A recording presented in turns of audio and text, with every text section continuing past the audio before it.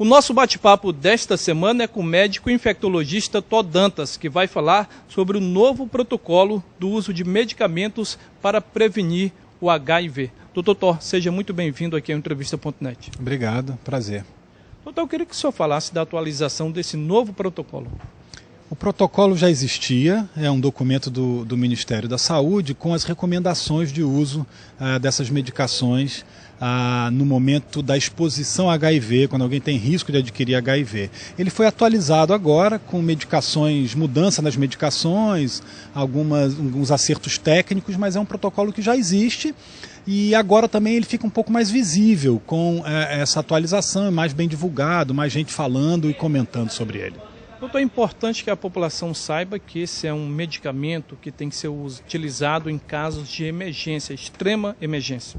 É um caso de emergência, é um caso que só é utilizado, que precisa ser utilizado rapidamente após a exposição, mas é importante dizer também que ele é um caso para usar excepcionalmente, que ele não é a única nem a principal ferramenta para evitar a transmissão do HIV. A principal continua sendo a camisinha. Quando não há camisinha, quando ela falha, ou quando há uma situação em que não envolve camisinha, por exemplo, com acidente, pérfuro cortante dentro de um hospital, aí esse tipo de medicação é a única barreira que a gente tem para prevenir a transmissão do vírus. Mas é muito importante lembrar as pessoas que ela não é a mais importante, não é a primeira. A primeira é o uso do preservativo, porque ela também tem uma série de desvantagens.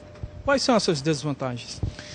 São diversas. Primeiro, a necessidade de uso de uma medicação por um período muito longo. É um uso por um mês de remédio. Então não é uma pílula do dia seguinte, como as pessoas pensam. É do mês seguinte. Então depois de uma exposição a HIV, a pessoa deveria tomar a medicação por um mês para que ela faça efeito. Isso é uma grande desvantagem. A camisinha você usa no momento e está resolvido. Segundo, ela não é 100% eficaz, ela não protege em todas as situações. Então, mesmo tomando, a pessoa pode acabar se infectando.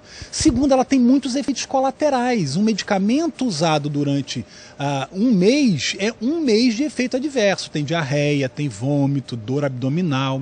É um conjunto de medicamentos, é um coquetel. O mesmo coquetel usado para tratar o HIV se usa para prevenir a transmissão. Então, essas desvantagens devem ser muito bem alertadas para que as pessoas lembrem de novo que a exceção é quando falha a medida principal, que é o uso da camisinha.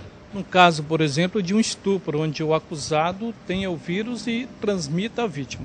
Essa é uma situação claramente indicada. Quando foi uma violência sexual, um estupro, que não houve a possibilidade de se defender, de se programar o uso da camisinha, aí sim, ela é a única barreira. De novo, quando um profissional de saúde se acidenta, furando com uma agulha o seu dedo de um paciente no hospital internado com HIV, também é a única barreira que ele tem, é o medicamento. Então o medicamento é indicado para essas situações e não para todas as situações, que as pessoas não banalizem o uso do medicamento. Saiam de noite para uma festa, tem uma relação sexual sem camisinha, no dia seguinte vai no hospital para tomar o remédio. Não funciona assim, infelizmente. O que funciona é continuar lembrando de usar a camisinha. O acesso a esse medicamento na rede pública, doutor, é fácil? Ele deve ser fácil, ele deve ser utilizado, dispensado nas unidades de saúde que tem pronto atendimento. Principalmente em Rio Branco, o pronto-socorro e a maternidade. Na maternidade, as mulheres vítimas de violência e no pronto-socorro, os acidentes em geral. Por que nas unidades de pronto-atendimento? Porque é uma emergência. Uma vez que a pessoa se exponha ao HIV, ela tem que iniciar essas medicações dentro das primeiras horas. O ideal é que seja dentro das 2 primeiras horas.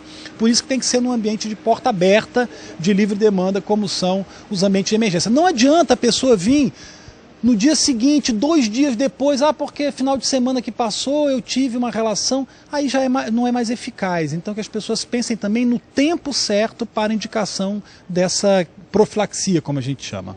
Mas a dica é, antes de remediar, melhor prevenir.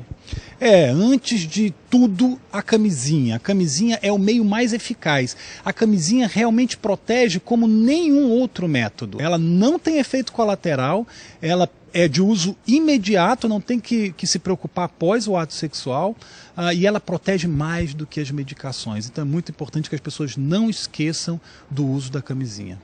Doutor, em relação aos testes desse medicamento, os testes são positivos já em pacientes? O que é que a medicina já tem a esse respeito?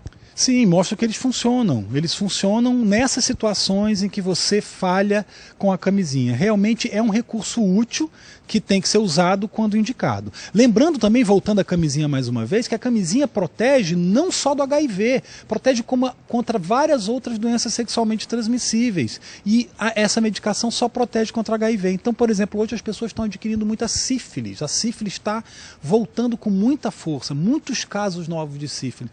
A sífilis não é prevenida com essa medicação. Então, a camisinha ela é acima de tudo, porque ela evita a gravidez, ela previne o HIV e ela previne todas as outras doenças sexualmente transmissíveis, né? O condiloma, a crista de galo, a gonorreia, todas as doenças sexualmente transmissíveis. E essa pílula, esse coquetel, só previne contra o HIV. Tem também, doutor, a situação das hepatites. As hepatites também, que a hepatite B também é uma doença transmitida muito pelo sexo na nossa região. E para a hepatite B, lembrando que a gente tem vacina, então as pessoas devem ser vacinadas contra a hepatite B, mas tem alguns que não se imunizam depois de tomar a vacina, e esses também, depois de se exporem, se eles por um acaso não ficaram imunes quando tomaram a vacina, quando estiverem expostos ao vírus da hepatite B, também devem tomar medidas que o serviço de pronto atendimento deve orientá-los também. Doutor, qual a orientação que o senhor passa àquelas pessoas suspeitas de ter contraído o vírus do HIV, mas que têm assim, um temor, uma certa vergonha de procurar o atendimento médico? Uma coisa importante quando você fala das pessoas que possivelmente adquiriram HIV, é muito importante isso para lembrar que algumas pessoas, se estiverem tomando essa medicação e já têm o vírus, isso pode ser muito ruim porque o vírus vai ficar resistente. Então é muito importante, no novo protocolo está muito claro isso, que quando você vai tomar uma medicação no pronto-socorro, na maternidade, contra o HIV, a exposição, para prevenir essa medicação que a gente está falando, ela tem que primeiro fazer o teste nela. Porque se ela já tiver o HIV, se ela já tiver adquirido e não sabe, e tomar essa medicação, o vírus vai ficar resistente. Então não pode tomar já tendo HIV, porque se tiver HIV tem que tratar o HIV.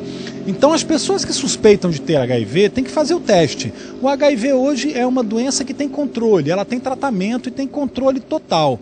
É importante que as pessoas procurem o serviço para fazerem exames, saberem como está a sua imunidade e saber se tem indicação de fazer o tratamento ou não. Quem manteve relação com uma pessoa que tem o vírus não pode ter chamada vergonha de procurar o atendimento. Não deve, porque se tiver vergonha de procurar atendimento, uma hora a doença se manifesta, né? Então, a vergonha a gente até entende, o medo, a vergonha, o preconceito, mas a pessoa tem que vencer isso. Os serviços de saúde estão treinados para acolher essas pessoas, fazer no sigilo, sem que ela saiba, sem que ela seja exposta o nome dela, fica tudo em sigilo, porque ela tem que se cuidar. Acima de tudo, se ela guardar isso para ela e não for atrás de resolver o problema, uma hora a doença se manifesta com doenças graves, com infecções graves e com risco de vida, inclusive. Então tem que procurar saber. Ficar sabendo é a melhor forma de resolver. Doutor, quero agradecer sua presença aqui no Entrevista.net e até a próxima. Muito obrigado, fico à disposição. Um prazer. O Entrevista.net desta semana termina agora. Na próxima segunda-feira a gente volta com outro bate-papo.